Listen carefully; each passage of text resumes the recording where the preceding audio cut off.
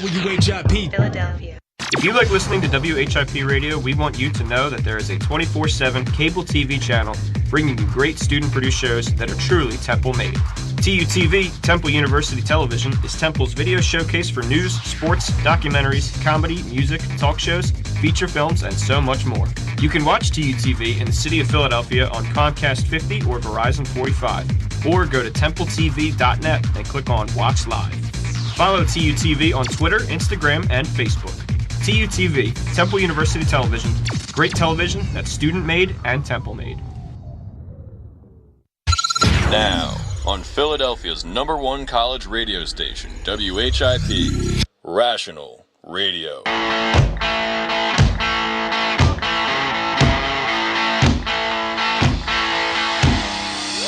That's right, welcome to WHIP, Philadelphia's #1 college radio station, and happy Wednesday. You're listening to this Wednesday edition of Beyond the Lede during the Rational Radio time slot. That's right. You're here with myself, Nate Weaver, Ryan Frascella in the studio with very special guest from Temple News, Joe Brandt. Hey, Nate and Ryan, thanks for having me. It's great to be here. Oh, absolutely. So, throughout this whole past week, I don't know if you've been listening at all or checking out our website. Been checking out the website. You've been checking out the website. Nice, That's a there good we go. thing. We're There getting you some go. people that actually look at the website, so that's good. Always driving the content. Yeah, Hey. try to show my support where I can, you know. That's Absolutely. right. We appreciate it. See? Yeah, there are. This collaboration works. WHIP. There are Temple people News. that read your articles, Nate, about the piano in Morgan Hall Oh yeah. that we're not sure actually got built yet. No. Yeah. Well, I'll talk to them about that actually. But beside the point, that's not what is happening in the news right now. We have been talking this whole past week with the Temple student government tickets that have been running for election. Right. We just talked with Ryan Rinaldi and Ben Nguyen. Yes, is it Nguyen? Nguyen, I apologize. Ben Nguyen yesterday, who are the current president and vice president of Temple student government right now, talking about the current election, the debates, whatnot, what you think will happen going forward. So, give us a little bit of your aspect. What did you see? Because you were there covering the debate on Thursday or on Tuesday. Or Monday. On Monday, Yeah. man. All our days are mixed up. So, I mean, I had also moderated the debate. Oh, that's right. You moderated the first debate, right? 2 weeks prior, and something I noticed about this more recent one is definitely it was more contested. Maybe that lends itself to the format. I think the format was you're only allowed a rebuttal if you're specifically mentioned, and so in they want to get a rebuttal, so they have to specifically pick apart the platform of another team, and I thought that was a good format. I did think it resulted in some arguments that I wasn't really following very well. There was a point where they were talking about alumni relations, which is a very abstract thing to me, and someone was saying, you don't have the alumni in mind, or you don't understand the student body, and it was not really talking about policy, so it was hard to follow there. But overall, I think it was a definitely more interesting, more heated debate. What'd you think about the right off the bat? They were asking Take TU about how they would work with the administration, and they cited a little incident that happened with some of their supporters outside one of the board of trustees meeting, and they responded with a fiery answer and said, that they were met with armed resistance at the doors and the police officers, and they said, it was their right to be in the meeting, public meeting. What'd you make of that whole thing? Because right off the bat, that started the level right up at the top. Right there. Yeah, I think it's difficult for some people to sort of understand where they're coming from. Take TU has talked about something called respectability politics, whereas basically it's more from a radical perspective. You sort of push out more radical views just based on that you think their conduct is it's not kosher or whatever. But I think if you're angry at the administration, you might be toe-to-toe with the police, and I think they were they felt a little targeted by that. And I know each team sort of had their supporters in the crowd, and the Take TU team, they all held up their hands and they're like, why are you asking this team specifically? Mm-hmm. And just compared to the other groups, Take TU, definitely their positions, I'd say, are a little bit more I don't necessarily say radical, but they're different. They're very different. They're different, yeah. Have you, in talking to people and writing the article, have people been receptive to their platform? Are they kind of thinking it's a little bit too much? Well, I think it depends on who you talk to. Definitely, there's a mix of ideas among the platforms of how much TSG can actually accomplish, and like some goals are very big, like establishing a new center for dating violence victims. They can show that there's a support for it, but I'm just not sure if everyone understands that they have to sort of go to the administration with that, and it's not necessarily like they can't open it themselves. And I think that's been the struggle so far, that people are saying, why don't we have this? Well, we have to like vet it through all the administration and all that. Sure. Now, looking at the platforms too, there are a lot of things that, you know, the platforms are proposing, the different tickets are proposing. Some of these almost don't exactly seem feasible. Including one of our beloved topics. Yeah, and we were talking Meal about plan it yesterday expansion. with Ryan Rinaldi, and we said, hey, like these platforms are promoting, you know, a possible meal plan extension to different vendors and such, and we asked him about that, and he said basically like it wasn't able to be done unless Sodexo started taking over these different places like Chipotle. I just wanted to get your aspect on that. If you had any sort of knowledge towards that, or towards any other thing that like maybe stood out that you're kind of like, I don't know if that's able to actually be done. Yeah, well, I think John Jasanowicz from Believe in TU, I was talking with him after, and he said, well, I wish we had talked more about meal plans, because he said he'd done a lot of research on that. Definitely, if you've eaten at a food truck in the past week or two, you've seen a lot of them actually. I go to Ernie's a lot. It's right by the Student Center. Oh, sure. Yeah. They have Believe in TU placard in their window. Oh, really? And they've been sort of getting endorsements from like campus businesses who are receptive to the idea. Like they think more students will spend money. But at the same time, I'm not sure if a student government can sort of renegotiate a business contract that the university has hired people to sort of maintain the contract with Sodexo.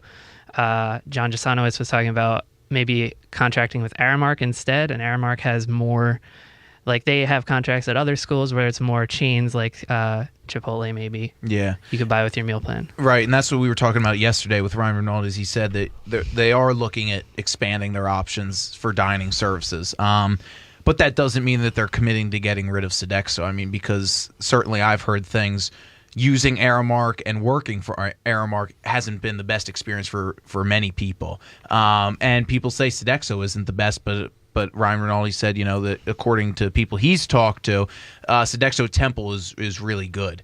And so he said that might result in a renegotiation for like a lower rate or something like that.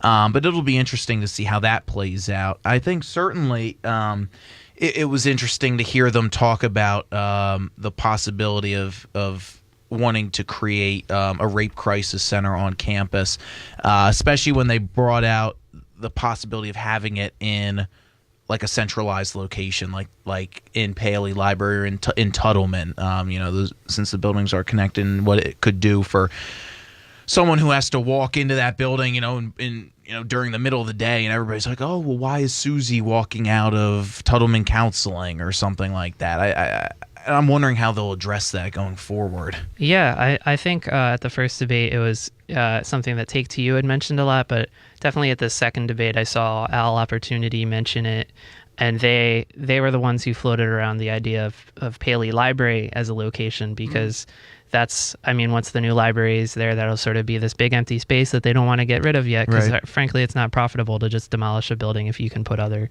things in it. And that's the first I've heard of like a possible location for this still proposed center. Now, in all honesty, will they be the ones that decide that? Because this library possibly won't go up for like 3 more years. Yeah, I mean, I think the role of student government is more to represent what the students want and just to go to the administration with what they want. But yeah, like they can't build it. Is what I think the distinction needs to be. And I think also it was important yesterday when we talked to Ryan Rinaldi, he said, you know, his job as Temple student government president is to advocate on behalf of the students, right? And so when we transitioned to talking to him about the stadium, and he said that, you know, he has to advocate for those people who don't want it, but also for the people who do want it. And he said he can't just say, no, we don't want it, or yes, we're all for it. I feel like that could be trouble for some of these campaigns going forward, balancing that responsibility. Have you seen that when you were reporting on it, seeing how they could balance the different competing interests of the students? Well, I think each platform has at some point mentioned community involvement in meetings. Definitely, I'm not sure what the plan was for this year, but I'm sure we've all heard about the forum at this point where community members weren't allowed in. Just even though it was supposed to be for students, the fact that it was the sort of the first forum that was being held, people wanted the community to be there. So I think each platform wants the community involved. And we should also note that the community held their meetings without inviting Temple to them. Well, I know the Stadium Stompers have told us that they've invited different trustees. I'm not sure if the trustees are necessarily the right people to invite. I mean, they could come on the athletics committee, but there are like administrators who could come too. Yeah, especially since now there's a little bit of bad blood from that alleged incident that possibly happened outside the trustees meeting with the Stadium Stompers protesting and the alleged, you know, pushing and spitting on of the trustees from the Stadium Stompers. I don't know, like, how receptive or, you know, how they're going to act when they, you know, actually get invited to these meetings. Like, if they might feel they'll get bombarded with boos, or not, like people saying boo, not boos. Yeah. Sorry, when I said that, it kind of like came to me. But one of the things that I think is interesting is, I think it was Take to You that they proposed having students on the board of trustees. Yeah, that's something Take to You and Empower to You have mentioned a few times in debates. I can't necessarily speak for the other two platforms, but I know Aaron Cowan had specifically said we could have a student representative on the board. Ryan Rinaldi or Ben or Brittany Boston, they will speak at the meetings, but they don't have voting power. And he was saying, well, if Penn State doesn't, why can't we do it? And he has a point. Penn State does have sort of a student trustee. UConn, who's a school that we use sort of as a comparative because they have similar enrollment, similar to their public, they also have a student trustee. So it's something that has been done in other places. I don't know if it necessarily could happen here. You know, the board has been the way it is for a very long time. Yeah, sure. But for the most part, they're older, wealthier people who have a lot of money and are sitting there, and, you know, are either, you know, high up in a company or retired and have, you know, lots of money there sitting on. One thing I want to touch on, what was it like moderating the debate? Not this last one, but the first one that they had. It was interesting. It was something that I did last year. I was sort of asked a week before, you know, both platforms last year, Rinaldi's Future to You, and then there was Represent to You. They were receptive right away, and it was great. We had it in Mitten Hall, and so this year I came in with a year of experience, and I sort of knew I gotta be more assertive. I gotta cut people off if they're shouting. There really wasn't a whole lot of that. I got way too close to the mic there. There was that one part where Take to You did like go over their time, and I had to be like, okay, guys, but like, I think it was a lot more civil, and I was a lot more controlled, and we allowed better rebuttals, and I thought it was a good experience. But it was interesting having 4 platforms. Sure. Obviously, you try to get the best format for that, and I think going forward, if there are ever more than 2 platforms again, we can sort of stick to more of what TSG had, which is you rebut when you're addressed. Otherwise, you're just talking to talk, and you fill the time, and that doesn't do anyone any good. Yeah, and but what I was seeing, the first time you said it was pretty civil. The second time, I feel like it wasn't so much. The second time, you mean the second, Monday? Yeah, this last Monday, when they had the debate, I felt like it wasn't as civil, even close to as civil as the first one. I mean, people were yelling back and forth between tables. People were, you know, talking to other tables while they didn't have the microphone. Every which way, it was actually. I did like the setup of it, but I felt like at points it was almost like we've talked about the presidential debates with the Republican Party. They pinned them up against each other almost for an entertainment aspect. And I thought Believe Into You, they were the ones I think that kind of stayed out of it. I didn't really see any direct attacks towards them, and I didn't really see them directly attack anyone else. They did engage. I wish I had the paper in here. They did engage with Empower to You a little bit about different issues, but it was mostly, I feel like it was a lot of Empower to You sort of deftly combating different comments from different people. I mean, we went up to each of the platforms afterward and we're sort of like, how do you think it went? Most people just said it went well. Kelly Dawson, though, said something kind of interesting. She's like, well, this shows how people do under pressure. And I mean, that is her view, but I think that's something to think about. Yeah. And so what was the most interesting thing you learned from covering the TSG campaign all the way through, moderated the first debate, writing articles about the second debate, kind of playing both roles? Honestly, my favorite part and probably the most interesting part is watching the reaction of administrators who are in the audience. Maybe not everyone knows that they're in the audience, but sort of seeing a dean or and it's an administrator of some sort. Someone says they have this grand idea, and then they sort of whisper to maybe someone else from their office, and it's like, oh, that won't work, but let's let them talk about it. That's definitely been the most interesting, and you sort of have to take cues from them. And they can't really talk to you about it, but you can sort of get a sense of like, Is this possible? Cool. All right. Well, Joe, thanks so much for coming in. We loved having you talking about the Temple student government debate. Voting ends tonight. Tonight at 11:59. That's right, and the winner will be announced tomorrow at noon, room 217 of the Student Center. So make sure you go to temple.uvote, and that's the letter U. No, uvote.temple.edu. Oh, it's uvote.temple.edu? I apologize. Man, you were going to give people the wrong address. .temple.edu, and vote for the ticket you think, will best represent us. And it has all the platforms on there, too. So. All right, well, we're going to head into our first commercial break here in the afternoon. Be sure to stay tuned to Beyond the Lede here in the Rational Radio time slot on WHIP Radio, Philly's #1 college radio station. We'll be right back.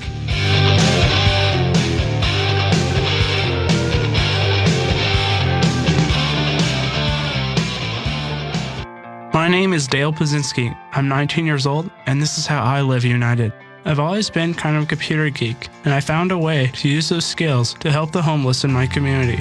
For people facing hard times, computer skills and a basic resume are so important. It may seem like a small thing, but it makes a huge difference in people's lives. So with United Way, I created a program where I work with the homeless. Together, we go through their whole job history, write a resume, and then save it on their very own USB drive. We provide workbooks and training certificates. I even budgeted for cupcakes so we can celebrate as a class when one of our people gets a job. That's huge. When somebody says, hey man, that job that you helped me apply for, I got it. That's what living united feels like to me. My name is Dale Pazinski. I help people achieve financial independence. So I don't just wear the shirt, I live it. Give, advocate, volunteer, live united. Go to liveunited.org. Brought to you by United Way and the Ad Council. There's hundreds of fun and simple things you and your family can do to live a healthier lifestyle. Here's 20 of them. Eat less, eat slower, eat smarter, eat your fruits and veggies. Stop eating before you're full. Up your fiber, lower your calories, get off the bus early, do some gardening, do jumping jacks, take the stairs, take one, not two, take on a new sport, take a long walk home, walk instead of drive, bend, stretch, reach for the stars, climb the monkey bars, skip the fudge bars. Search We Can online to find more ways you and your family can get healthy together. A message from the Ad Council, HHS, and NIH's We Can program. I'm so glad we left that stupid party. No joke. Hey, baby, are you an overdue library book? Because you got fine written all over you. Ugh, barf. What about that girl with the hoop earrings? Ridiculous. When she was dancing... Megan, look out! Look out!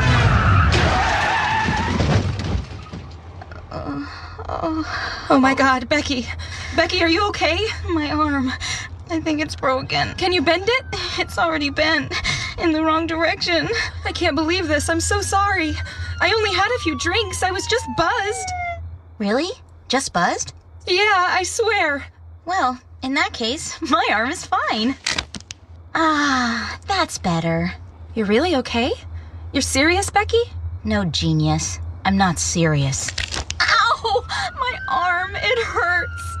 Buzzed driving. Maybe we should stop acting like it's no big deal. Buzz driving is drunk driving. A public service announcement brought to you by the U.S. Department of Transportation, the Ad Council, and this station. Hi, I'm LeVar Burton, and I'm proud to be a book person. Every child deserves to have access to books because children who grow up with books invariably do better in life than children who do not. How do I choose a book? Is it the cover? I guess, sometimes it's the cover, sometimes it's the title. I guess I'm pretty visual, so it's a combination of those two. The first book I remember was Captain's Courageous. When I finished that book, I had become so involved with these characters. So here's the thing. If a book's really, really impressing me and the writing is really, really good, I will peek and see what the last paragraph is. Because the endings of books, if it's really, really well done, that ending, that last thought should rock you. I am a book person, and if you're a book person too, read to a child and spark a lifetime of ambition. Join me at bookpeopleunite.org because reading is fundamental. A public service announcement brought to you by Reading is Fundamental, Library of Congress, and the Ad Council. Go, Caleb! Come on, hit a homer, Jesse! Let's go, guys! Hey, did you guys know that kids who play sports earn more money when they grow up? Of course. I knew that. Hey, did you guys know that kids who read books have a bigger vocabulary? Oh, yeah, absolutely. Mm-hmm. Wow, jinx. Did you guys know that friendly children have more friends? Mm-hmm. Oh, yeah, mm-hmm. yeah. That's true. I knew that. Did you guys know that winter babies are better at music? Everyone knows that. Oh, yeah? Yeah, it's pretty obvious. Yeah, so obvious. Oh, hey, guys, did you know that most people think they're using the right car seat for their kid, but they're not? Huh, didn't know that. I'm pretty sure I knew that. I'm pretty sure you didn't. Parents who really know it all know for sure that their child is in the right car seat at the right age and size. Visit safercar.gov/the right seat to make sure your child is protected. Brought to you by the National Highway Traffic Safety Administration and the Ad Council.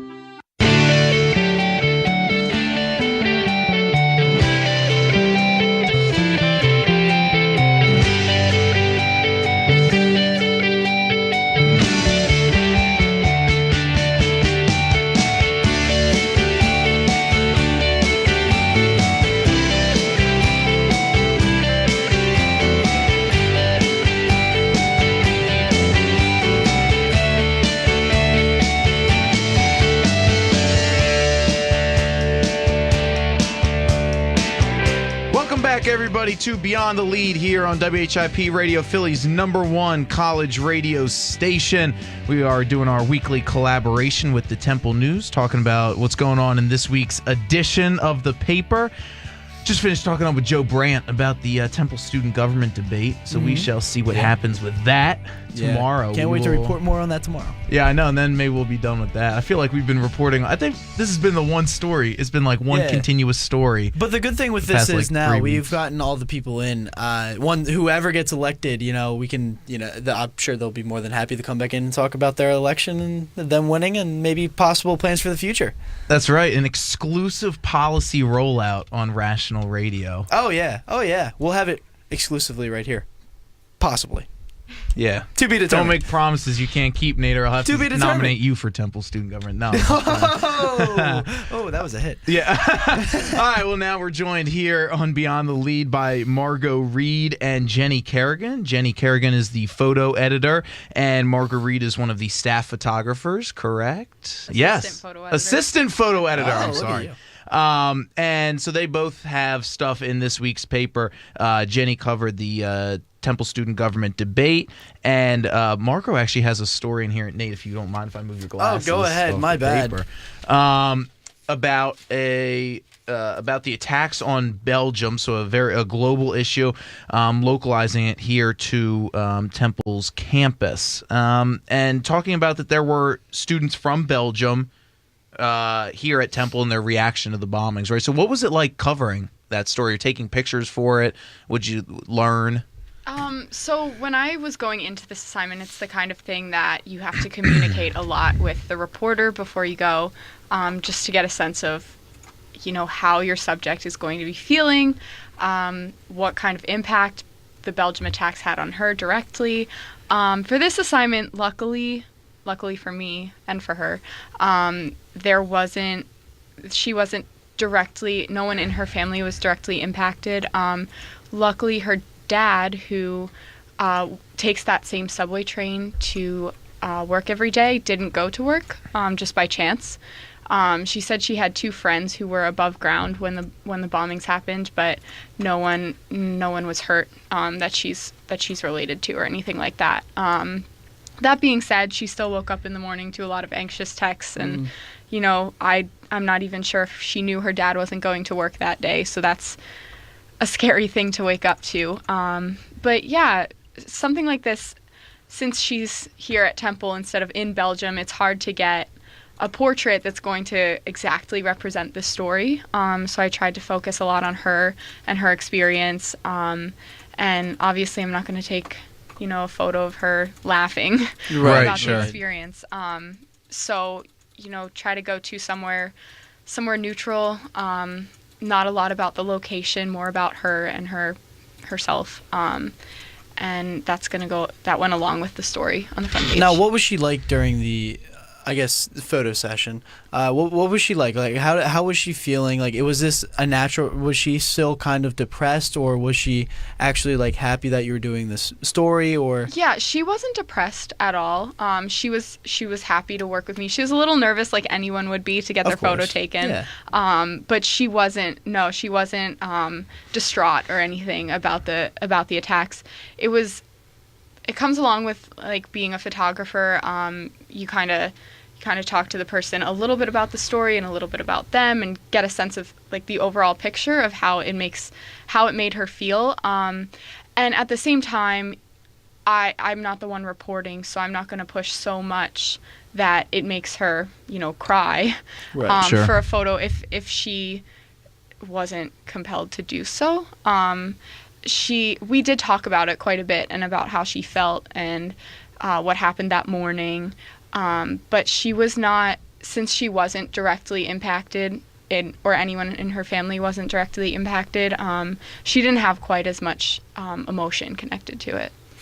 And what's it like as a photographer going to cover these sorts of events, right? I imagine that there's some sort of mental preparation maybe that is involved in it, because it's not, the same as shooting like a carnival or something like that, where everybody's happy, right? I mean, you're dealing with something where an incident, there was over 30 people now that have died as a result of it. Like, how do you prepare for that?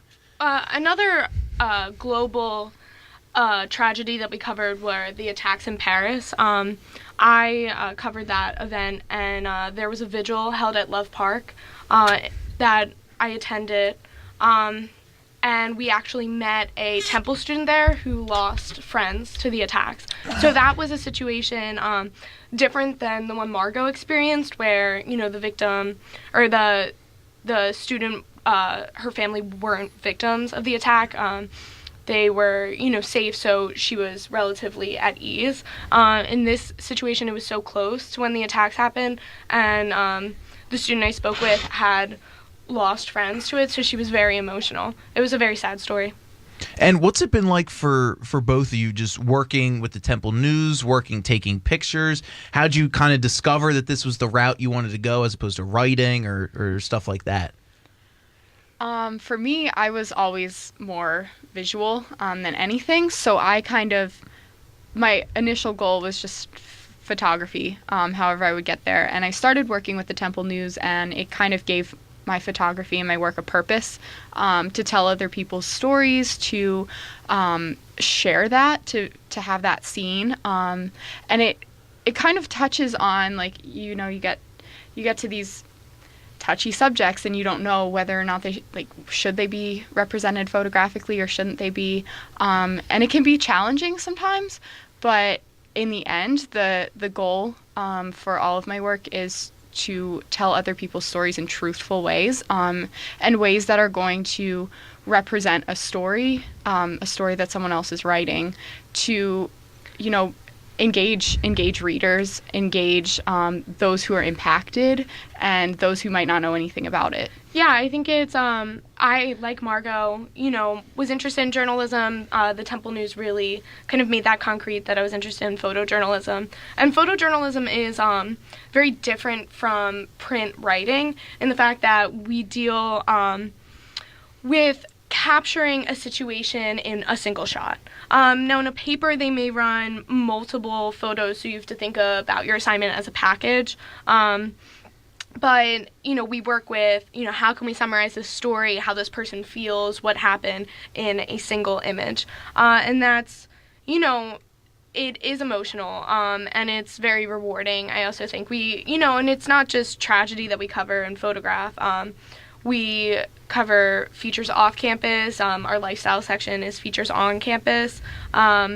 Sports, we have a section called Live in Philly in the paper where we photograph events and mostly nightlife. And it's just it's really interesting, to they say a picture tells 1,000 words. Sure. So it's really interesting to try to do that and do it we have a code of ethics, so in a way that's not, inaccurate, or that we didn't have too much influence in posing the subject, and including all the information necessary.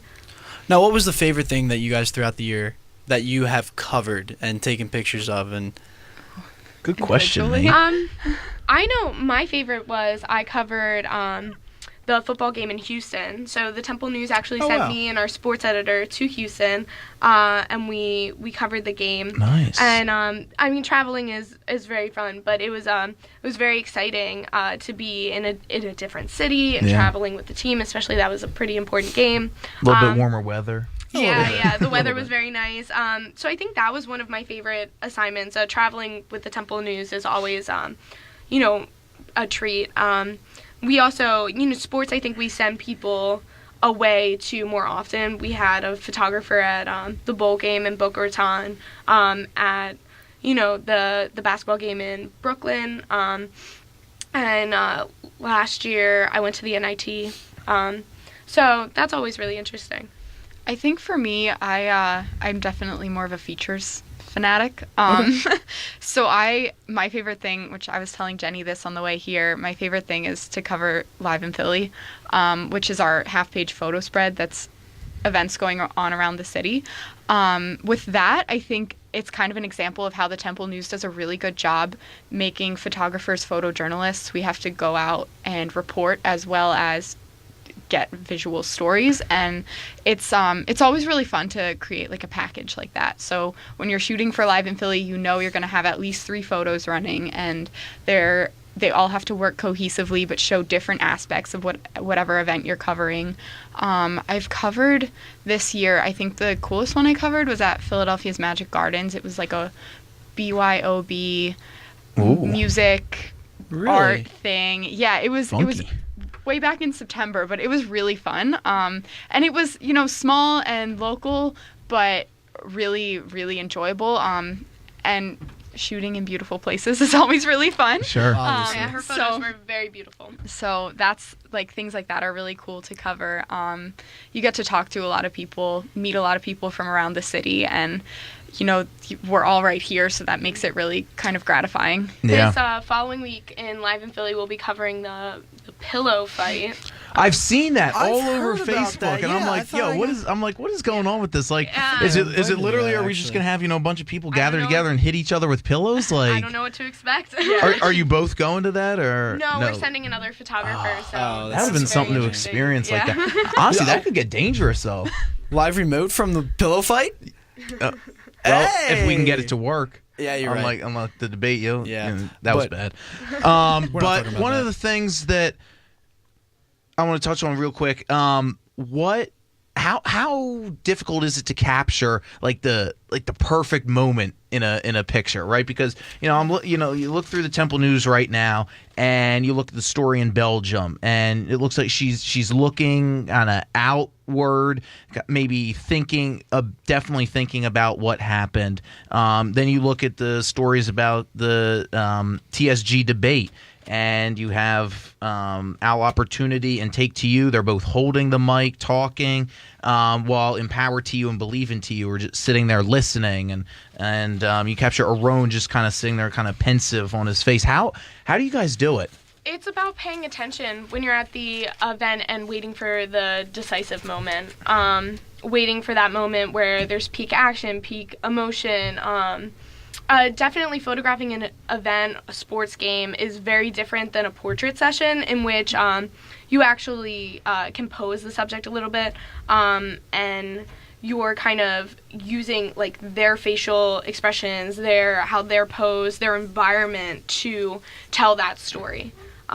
It basically comes down to you're going to have to tell a story no matter what, and the responsibility that we take on is you've got to make sure your story is truthful, whether that means I have to pose my subject for a portrait or I have to catch the game-winning shot at a basketball game.